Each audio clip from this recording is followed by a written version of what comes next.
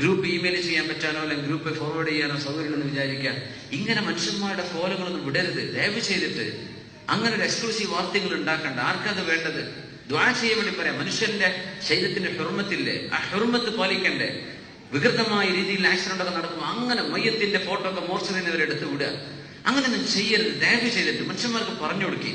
അങ്ങോട്ട് വിടുകയാണ് ഫോട്ടോ വീട്. എനിക്ക് കിട്ടി, ഞാൻ എക്സ്ക്ലൂസീവ്. ആരൊക്കെ ഇവിടെ മത്സരം? മനുഷ്യന്റെ ഇജ്ജത്തില്ലേ? മനുഷ്യന്റെ ശരീരത്തിന് ഇജ്ജത്തില്ലേ? ഒരാൾക്കൊരു അഭിമാനമല്ലേ? അപ്പൊ ഈ പെണ്ണിന്റെ വിഷയം ഹോസ്പിറ്റലിൽ പോയവരൊക്കെ ഫോട്ടോ എടുത്ത് വിടാന്ന് പറഞ്ഞു.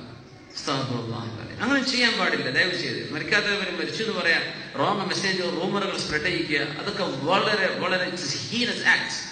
V should never do it. അള്ളാഹു കാത്തുരക്ഷിക്കുമാറാകട്ടെ. ഈ വാട്സപ്പ് ഒക്കെ ഉപയോഗിക്കുന്നവർ ശ്രദ്ധിക്കുക. വെറുതെ ചെയ്യരുത്. ഇത്തിരി മെസ്സാന്ന് വെച്ചെടുക്കുക. അതൊക്കെ ഭയങ്കര കുറ്റകരമാണ്. ഇത് ഏത് വീഡിയോ ആകട്ടെ.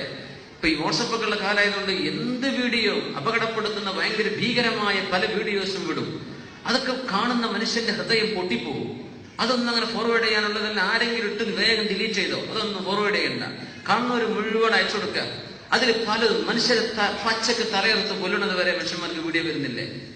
ഇത് കാണാനും പാടില്ല, കൊടുക്കാനും പാടില്ല, ആർക്കും അയച്ചു കൊടുക്കാനും പാടില്ല. ചെയ്യുന്നത് വളരെ കുറ്റകരമാണ്. ആരത് വീഡിയോ എടുത്താലും. പിന്നെ കുറ്റം ചെയ്യുന്നവർ ആരൊക്കെ ഇത് ഫോർവേഡ് ചെയ്യുന്നുണ്ട് അവരൊക്കെ കുറ്റക്കാരാണ്. അങ്ങനെ ഭീകരമായ കാഴ്ചകൾ ഉണ്ടാവും. പല അഡ്വഞ്ചർ ലോകത്ത് നടക്കും. ഭീകരമായി പിടിപ്പെടുത്തുന്ന പല കാഴ്ചകളും. നമ്മുടെ ഡൽഹിയിൽ ആ കുട്ടി ആ വീട് കടന്ന ആ മൃഗത്തിന്റെ മുമ്പിൽ കടന്ന സംഭവം വരെ, അതൊക്കെ മനുഷ്യൻ ചെയ്യുന്ന ഏറ്റവും വലിയ അധമത്വമല്ലേ? ഒരു കുട്ടിക്ക് ജീവൻ രക്ഷിക്കേണ്ട സമയത്ത് ഫോട്ടോ എടുത്ത് വീഡിയോ വെച്ചിരിക്കുക മനുഷ്യന്മാര്. അതുകൊണ്ട് ഫോർവേഡ് ചെയ്യുക. എന്താണ് ആ ഭീകരമായ രംഗം? ഒരു മൃഗത്തിന്റെ മുമ്പിലേക്ക് ആർക്കാണത് കാണേണ്ടത്? അത് കേട്ടാൽ തന്നെ ഭീകരല്ലേ? ആർക്കാണത് കാണാനുള്ള ധൈര്യമുള്ളത്?